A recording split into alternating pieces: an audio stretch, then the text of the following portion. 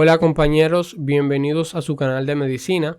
En esta ocasión estaremos hablando acerca de la EPOC, enfermedad pulmonar obstructiva crónica. Un tema bastante interesante y estará incluido en nuestro segmento de videos de neumología. Bueno, en este video estaremos abarcando su definición, factores de riesgo, la bronquitis crónica, enfisema, sus fisiopatologías, sus síntomas y características de ambos, así como su diagnóstico, clasificación, tratamiento y pronóstico. Este será un video bien completo y en verdad espero que no me resulte tan largo para evitar hacer una segunda parte. Bueno, iniciemos. La EPOC es una enfermedad definida espirométricamente por la presencia de obstrucción o limitación en el flujo del aire expiratorio. Es poco reversible, pero sí tratable. Esta está asociada a una respuesta inflamatoria normal de los pulmones a partículas nocivas o gases como lo es el humo del tabaco. La EPOC es la tercera causa de muerte en Estados Unidos y afecta a más de 10 millones de personas. También es una afectación que adquiere cada vez más importancia en todo el mundo como problema de salud pública. Se calcula que esta neumopatía pasará de ser del sexto al tercer lugar como la causa más frecuente de muerte en todo el mundo en los próximos años. Agrupa a dos entidades clínicamente diferenciadas, bronquitis crónica y enfisema, y en la práctica suele coincidir en un mismo paciente. El enfisema, suele aparecer en estadios más avanzados de la enfermedad. Algo a tener en cuenta es que la EPOC se presenta solo si hay una obstrucción prolongada del flujo del aire. Por lo tanto, la bronquitis crónica sin obstrucción no se incluye en la EPOC. Estas dos entidades comparten unas características comunes como son la asociación con el tabaco, clínica de disnea de esfuerzo progresiva e hiperreactividad bronquial. Sin embargo, anatomopatológicamente están bien diferenciadas. La bronquitis crónica es una enfermedad propia de las vías aéreas, mientras que el enfisema afecta al parénquima pulmonar. Entre los factores de riesgo tenemos el tabaquismo, los fumadores, la cual es el principal, y también de manera secundaria, es decir, convivir con una persona fumadora, polvos, el estar expuesto, como el sílice, asbesto, carbón, el humo de leña. También la edad es un factor de riesgo.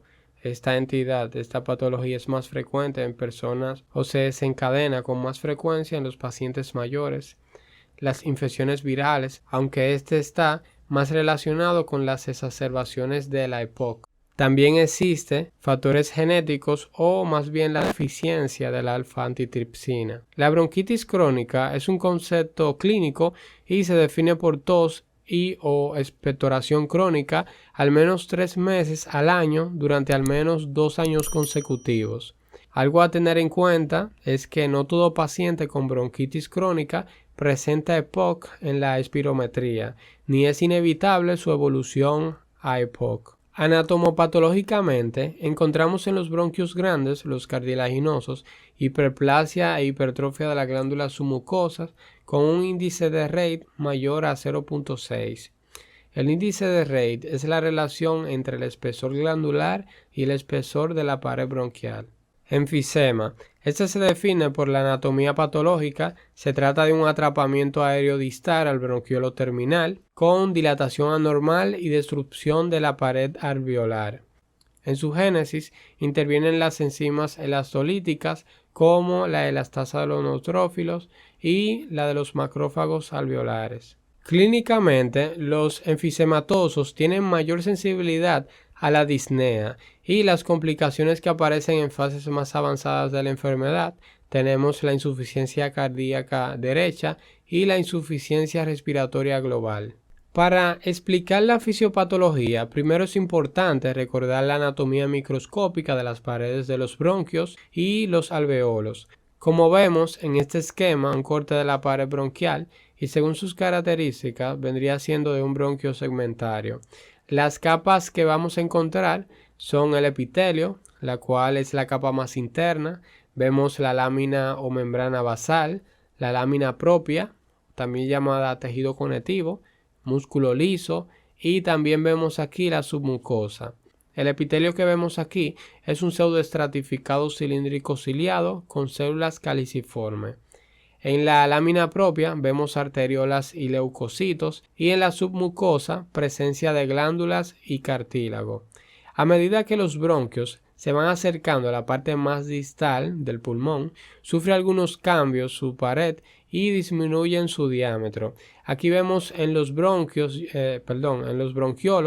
esa submucosa que desaparece y el epitelio cambia a un epitelio simple cuboidal y finalmente ya en los alveolos con un epitelio simple plano.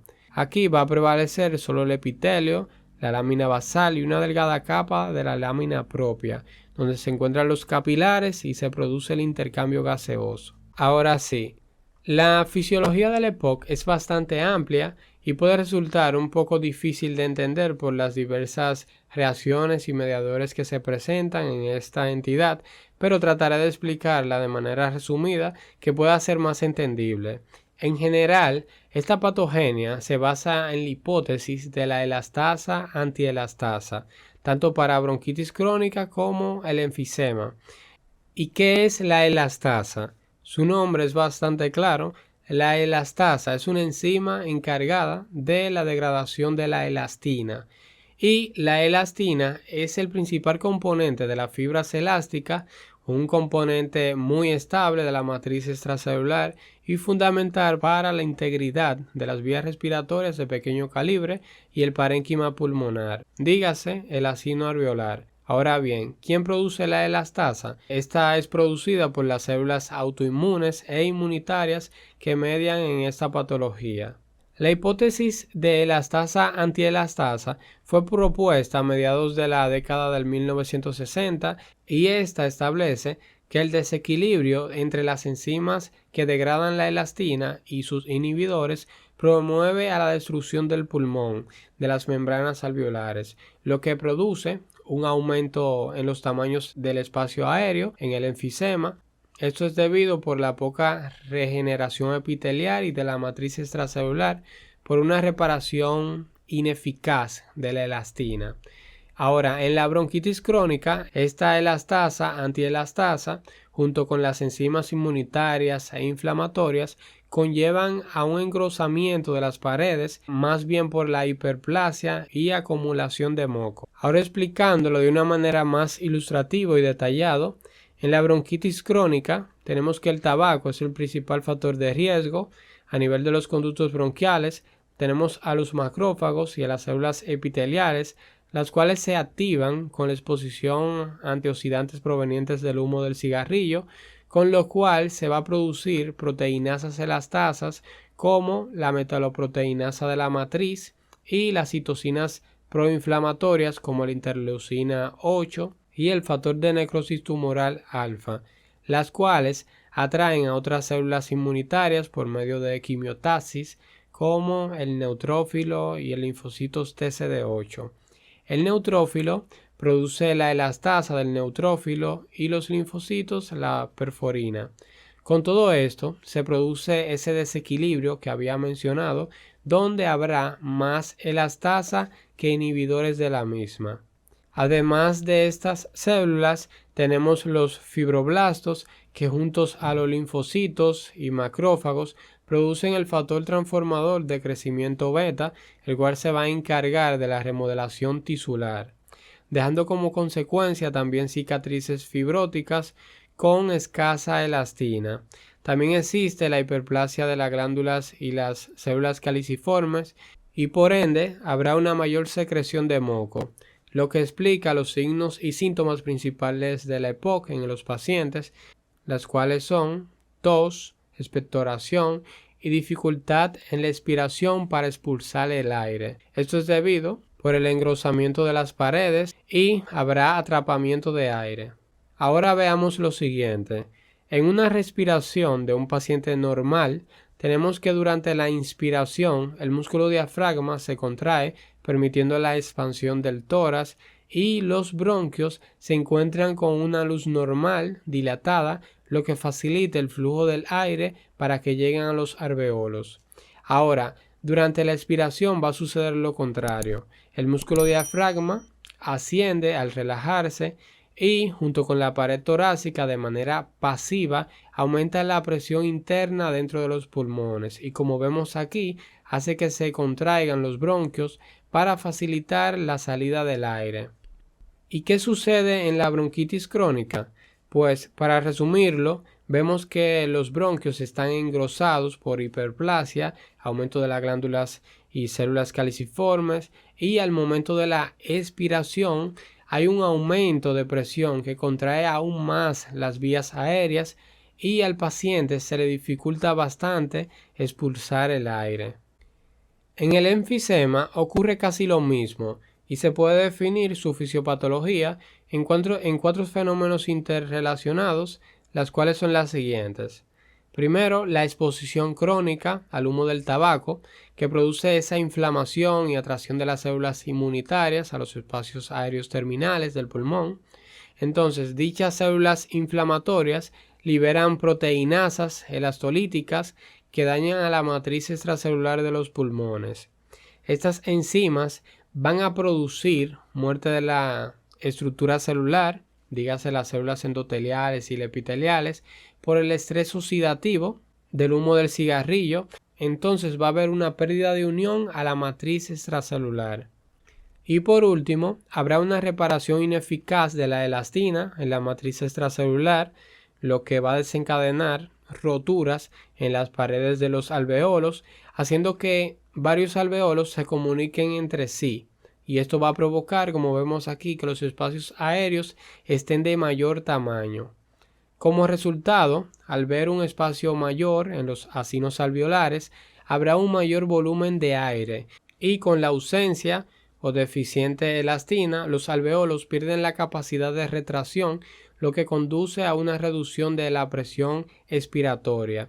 Por eso es que en estos pacientes la disnea es más marcada porque se le dificulta bastante sacar el aire ya inspirado.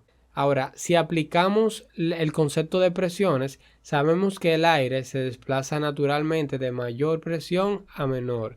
Y en una persona normal tendremos una presión inspiratoria por debajo de la atmósfera y una presión expiratoria por encima, lo cual facilita la respiración sin esfuerzo. Ahora, en el paciente enfisematoso habrá una presión expiratoria disminuida similar a la presión atmosférica.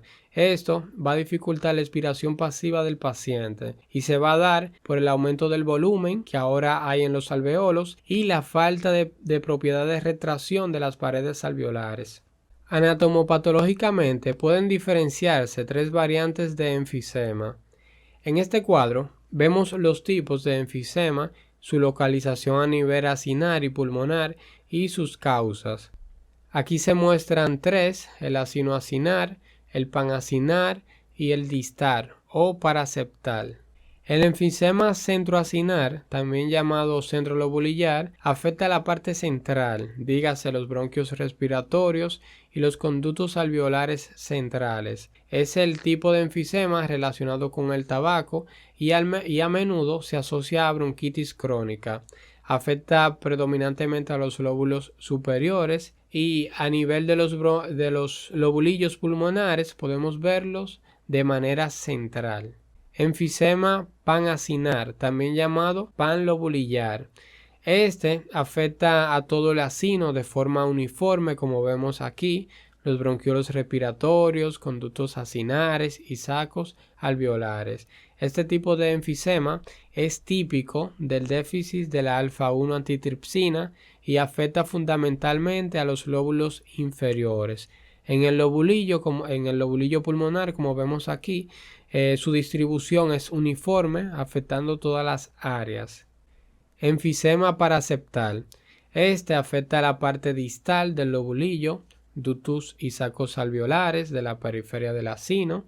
Este se relaciona también con bullas subpleurales, fundamentalmente en campos superiores, y este es más frecuente en jóvenes en quienes ocasiona neumotórax espontáneo. Además de estos, se ha identificado un cuarto tipo llamado irregular. Como su nombre lo dice, sigue un patrón irregular. Bien, antes de pasar a mostrarle cómo se ve la radiografía en los pacientes con EPOC, les hablaré un poco y rápido acerca del déficit de la alfa-antitripsina, el cual causa el enfisema panaxilar o panlobulillar. El déficit de alfa-1 antitripsina es la única alteración genética que produce la EPOC. La alfa-1 antitripsina es una proteína que inhibe la elastasa de los neutrófilos, la tripsina y otras enzimas.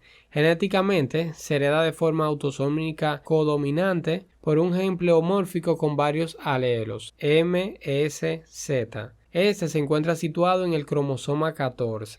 El déficit de la alfa-1 antitripsina afecta también al hígado. En las manifestaciones hepáticas incluyen la hepatitis crónica, la cirrosis y el hepatocarcinoma. En niños se puede producir una hepatitis neonatal más frecuente en el fenotipo inhibidor de proteína ZZ. Y estos, a su vez, son más susceptibles de acabar desarrollando una cirrosis juvenil. El diagnóstico de este lo haremos ante la sospecha de pacientes con antecedentes familiares de la EPOC, enfisemas en una mujer, en hombres menores de 40 años o en no fumadores. El diagnóstico se establece por los niveles plasmáticos del alfa-1 antitripsina. Su valor normal está entre los 100 a 350 miligramos por decilitro. El tratamiento consiste en la terapia sustitutiva vía inhalada. En cuanto a la enfermedad hepática, debe de evitarse el consumo de alcohol, ya que este aumenta la velocidad de desarrollo de la cirrosis. El trasplante de hígado puede estar indicado en niños con hepatitis neonatal o cuando evoluciona a cirrosis o hepatocarcinoma. Ahora sí, radiografías en pacientes con EPOC.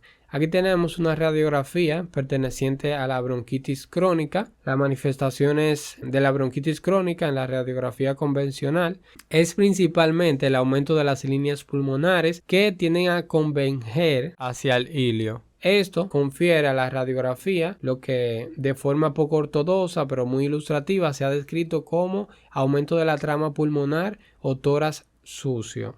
Enfisema. En la radiografía, esta tiene una escasa sensibilidad y especificidad para la detención del enfisema, además de una importante variabilidad entre los observadores. Aunque se puede detectar hiperinsuflación, esta no es un sinónimo de EPOC, ya que otras múltiples entidades la pueden causar, como lo es el asma, la bronquitis constructiva, pero aún así nos ayuda, al igual que otros signos como el aplanamiento de los bordes diafragmáticos, silueta cardíaca aplanada o corazón en forma de gota. Un signo directo de la enfisema son las bullas, las cuales es detectable en la radiografía y se caracteriza por la existencia de amplias áreas de pulmón de radiolucidez surcadas por tractos lineales curvilíneos que corresponden a la propia pared de las bullas, como vemos en esta figura. Y es frecuente que estos signos sean especialmente reconocibles a nivel retroesternal en la proyección lateral. Ahora en el siguiente cuadro les muestro de las características diferenciales entre la bronquitis crónica y el enfisema. Como vemos aquí, la bronquitis crónica se da en pacientes, aunque aquí dice 50 años, en algunos textos mencionan que es más frecuente a partir de los 40 años de edad. Y el enfisema, por supuesto, es más frecuente en edades a partir de 60 años de edad. El aspecto en estos pacientes, por ejemplo en la bronquitis crónica, tenemos que el paciente luce cianótico, pícnico, y estos pacientes le llaman abotargado. En el enfisema, estos pacientes no están cianóticos, se ven asténicos y le llaman los sopladores rosados. Con relación al esputo, en la bronquitis crónica es abundante y purulento, mientras que en el enfisema es escaso y es mucoso. Infecciones respiratorias en la bronquitis crónica es más frecuente que en el enfisema. Sobre la insuficiencia cardíaca corpulmonar por hipertensión pulmonar. En la bronquitis crónica es frecuente y en el enfisema es raro, excepto en las fases finales. Radiografía del tórax, lo que mencionamos. En la bronquitis crónica hay un aumento característico de la trama broncovascular, un engrosamiento de las paredes bronquiales, puede haber cardiomegalia por la misma hipertensión pulmonar y hemidiafragma. En los enfisematosos tenemos oligoemia pulmonar, atrapamiento aéreo, silueta cardíaca alargada o en forma de gota y hemidiafragmas aplanados. La presión parcial de oxígeno en la bronquitis crónica irá desde 45 a 60 y en el enfisema más aumentado de 60 a 75. En la presión parcial de dióxido de carbono en la bronquitis estará aumentado y en el enfisema estará disminuido. La poliglobulia está presente en la bronquitis crónica, mientras que en el enfisema no. En la DLCO, que es la capacidad de disfunción pulmonar, en la bronquitis crónica estará normal o poco disminuida, mientras que en el enfisema se encontrará disminuida. En la distensibilidad y restricción elástica, en la bronquitis crónica, esta o ambas propiedades se pueden encontrar normal, pero en el enfisema tendremos una distensibilidad aumentada y una retracción elástica muy disminuida.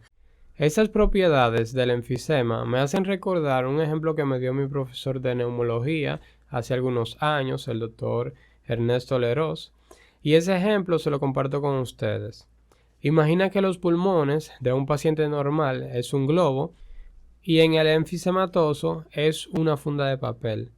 Luego de haber inflado el globo, si abrimos el orificio del globo por donde fue soplado, el globo volverá a su tamaño inicial que tenía antes de inflarlo, es decir, expulsará todo el aire.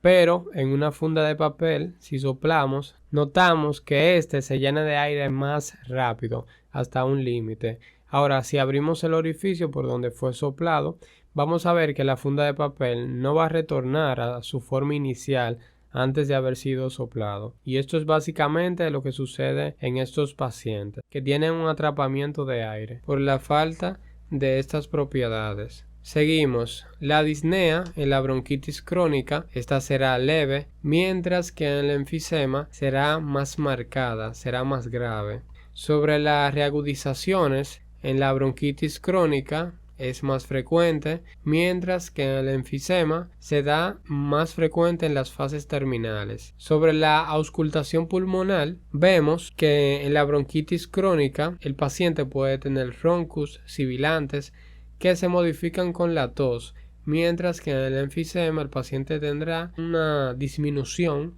del murmullo vesical. Diagnóstico. El diagnóstico de la bronquitis crónica es clínico y el del enfisema es anatomopatológico, aunque suele establecerse por clínica y radiografía compatible. Ante todo paciente con sospecha de la EPOC, realizamos inicialmente una espirometría con prueba broncodilatadora y una radiografía del tórax.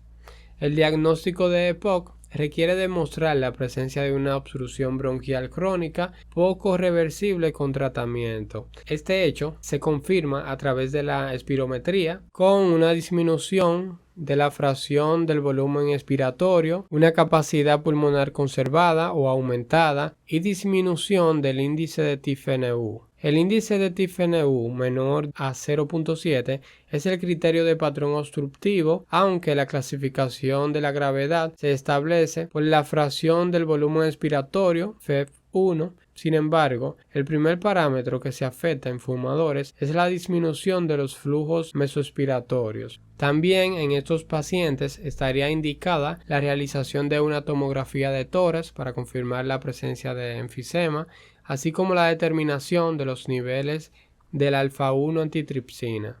Clasificación. La clasificación GOL del 2017 propone una evaluación combinada de la EPOC. Por un lado, clasifica la gravedad de la limitación al flujo aéreo de acuerdo al grado de la disminución del FEV1 o fracción del volumen expiratorio en la espirometría, otorgando así un grado espirométrico GOL 1, 2, 3 o 4, según sea la obstrucción leve, moderada, grave o muy grave respectivamente. Por otro lado, clasifica la gravedad de los síntomas, es decir, de la disnea y de las exacerbaciones, estableciendo los grupos A, B, C y D. Para esto, para establecer los grupos, debemos de usar la escala de la disnea modificada y la evaluación CAT. Como vemos aquí, en la escala de la disnea modificada, tenemos varios grados, en la cual el grado 0 en el paciente será un paciente con ausencia de disnea, excepto al realizar un ejercicio intenso. Grado 1, el paciente tendrá una disnea al caminar rápido por terreno llano o por una pendiente poco pronunciada o al subir escaleras. En el grado 2 habrá disnea que produce incapacidad para mantener el paso a otras personas de la misma edad caminando en un terreno llano o necesidad de pararse a descansar. En el grado 3 habrá disnea que produce necesidad de tener que pararse para descansar al caminar algunos 100 metros o a los pocos minutos de caminar por un terreno llano. Ya en el grado 4 hay una disnea que impide al paciente salir de casa o que aparece con actividades como vestirse o desvestirse. Ahora bien, en la evaluación de CAT es un test, así como su nombre lo dice, para valorar ciertos parámetros en la cual este test va en una puntuación mínima de 0 a 40. Se le irán haciendo preguntas al paciente y se irán marcando para así tener un resultado o una puntuación final. Una vez tengamos la puntuación final de la escala, así como la evaluación CAT, y sabiendo el número de exacerbaciones y hospitalizaciones, podremos clasificar nuestro paciente acorde a su grupo correspondiente y propiciar el tratamiento recomendado, como se muestra en este cuadro. Como resultado del cruce entre el número de exacerbaciones más los síntomas, vemos que el grupo A y B presentan bajos riesgos exacerbador. En cuanto a los síntomas, por las escalas, vemos que el grupo A son escasos, con escala MMRC de 0 a 1 y con un CAT menor de 10. Y en el tratamiento están recomendados los SABA o SAMA. Los SABA, según sus siglas, son los beta-agonistas de acción corta y los SAMA serían los anticolinérgicos de acción corta. Ya en el grupo B, siguiendo con el tratamiento recomendado, utilizamos LAMA y o LABA. Los LAMAs corresponden a los anticolinérgicos de acción larga y los LABA a los beta-agonistas de acción larga. Con relación al tratamiento del grupo C y D, en estos pacientes podremos hacer combinaciones. Por ejemplo, podremos utilizar un LAMA más un LABA. También podríamos utilizar corticosteroides, roflumilast y acitromicina. Ahora pasemos con el tratamiento. Bien, está demostrado que lo único que aumenta la supervivencia en estos pacientes es el abandono al tabaco. Actualmente se prefiere utilizar la vareniclina sobre el bupropión. Básicamente estos son fármacos para ayudar al paciente a dejar de fumar. La vareniclina es un medicamento antagonista de los receptores nicotínicos y se utiliza, como he mencionado, para el tratamiento del síndrome de abstinencia en las personas que quieren dejar de fumar. Es decir, bloquea los efectos agradables de la nicotina en el cerebro. Mientras que el bupropión es un medicamento utilizado para estabilizar el estado de ánimo del paciente y para tratar la depresión. Broncodilatadores. Los bronquiodilatadores son el pilar fundamental del tratamiento para esta entidad y se prefieren los inhalados. Aquí tenemos dos grupos de fármacos, los beta-agonistas adrenérgicos y los anticolinérgicos. En los agonistas beta-2 adrenérgicos tenemos fármacos de acción corta como el salbutamol, fenoterol y terbutalina, la cual tienen una duración de 4 a 5 horas. Tenemos los de acción largas o LABA, las cuales incluyen el salmeterol y el formoterol, con una duración aproximadamente de 12 horas. Tenemos también los de acción muy larga, con una duración de 24 horas, como lo es el indacaterol. Estos medicamentos se emplean por vía inhalada como norma general, aunque en crisis graves pueden utilizarse o emplearse por vía subcutánea o intravenosa. y su efecto adverso más común es el temblor dosis dependiente. Estos no carecen de efectos cardioestimulantes pese a ser beta-2 selectivos, por lo que el uso sistémico se asocia a un riesgo arritmogénico y se reserva para casos muy graves, de forma casi excepcional. Este grupo de medicamentos son los broncodilatadores más potentes, inclusive superiores a los anticolinérgicos. Actúan también sobre las vías aéreas de pequeños calibres como los bronquiolos y de gran calibre como los bronquios. Anticolinérgicos.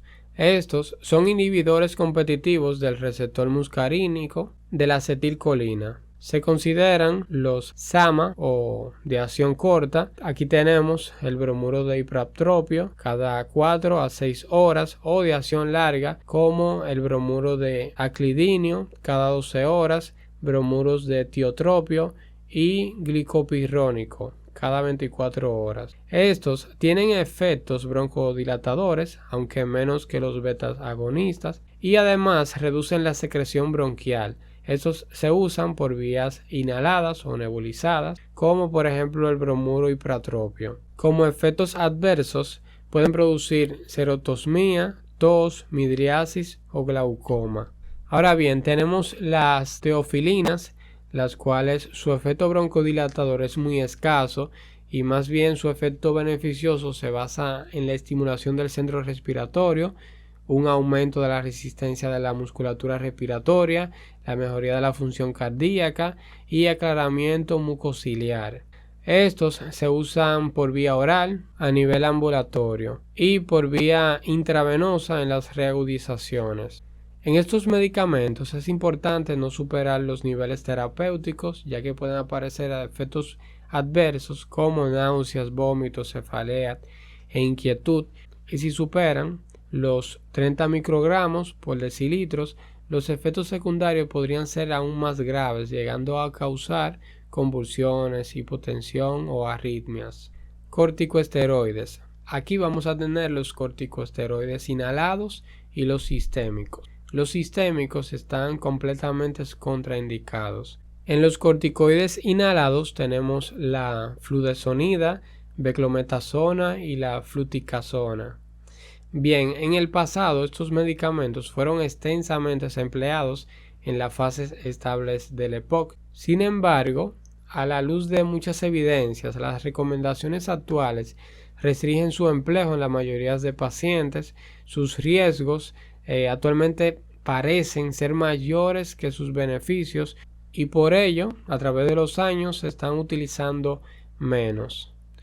Ahora, la oxigenoterapia, esta será indicada siempre y cuando el paciente lo necesite, y también el emplear la oxigenoterapia crónica domiciliaria se ha visto que aumenta la supervivencia en aquellos pacientes con EPOC en los que esté indicada, y siempre que se emplea un mínimo de 16 horas diarias, incluidas las nocturnas. Cirugía de reducción de volumen pulmonar. Se trata este procedimiento quirúrgico en la que se reseca parte del parénquima pulmonar afectado por el enfisema con el fin de reducir la hiperinsuflación y mejorar la mecánica respiratoria del paciente. Este tratamiento se reserva para pacientes que presentan una importante repercusión funcional y la afectación enfisematosa está localizada. La resección de las regiones pulmonares más afectadas mejora la disnea y la tolerancia al ejercicio. El otro método quirúrgico de tratamiento sería el trasplante pulmonar, el cual está indicado en los pacientes con enfisema. Esta es la indicación más frecuente. Este se reserva para los pacientes menores de 64 años de edad con EPOC muy avanzada. Sin embargo, lamentablemente aún no se ha demostrado que los trasplantes pulmonares aumenten la supervivencia. Y ya para finalizar con el pronóstico, la gravedad del EPOC se clasifica en función de la FEV1, el valor de la FEV1, el cual es la fracción del volumen expiratorio. Se va a tomar en cuenta el momento del diagnóstico del paciente y el ritmo, analizando el ritmo de disminución anual de este mismo parámetro, serían los mejores índices aislados para predecir el pronóstico en un paciente estable. Bueno compañeros, con esto hemos concluido con el video. Cualquier duda o pregunta pueden dejarla en los comentarios. Siempre los leo y les respondo. Espero que te haya servido el video. Si fue así, agradeceríamos tu apoyo dejándonos un like. En la pantalla también les aparecerán algunas preguntas básicas acerca del tema para que puedan autoevaluarse y les sirva para repasar aún más. Como siempre, te deseamos muchos éxitos y nos vemos en la próxima. Gracias.